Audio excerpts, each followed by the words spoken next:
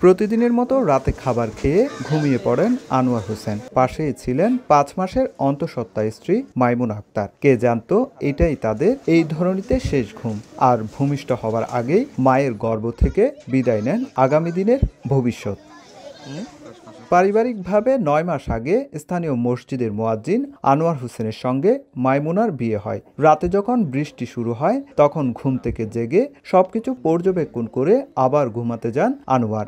ভারী বৃষ্টি দেখে তার মা বউকে নিয়ে অন্য রুমে চলে আসার জন্য বলেন, কিন্তু কিছুই হবে না বলে ওই রুমেই থাকেন আনোয়ার ও তার স্ত্রী।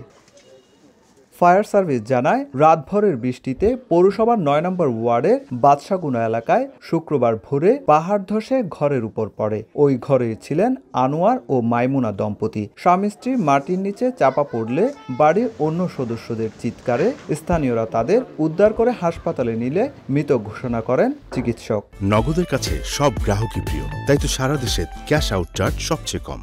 999 ফোন দিলাম, 999 থেকে কোনো লোকজন আসতে দেরি করাতে আমরা স্থানীয় লোকজন উদ্ধার করে হাসপাতালে নিয়ে গেলাম। ওদেরকে অনেকবার প্রশাসন এসে মানা করার পরও যখন থাকছে কথা শুনতেছে না।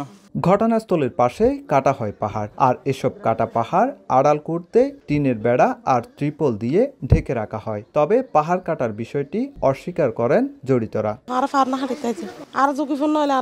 এভাবে যে 4 তলার উঁচা মতো পাহাড় আপনার পিছে আছে, আমরা যেখানে বাড়ি করেন সেটা অযুক্তি।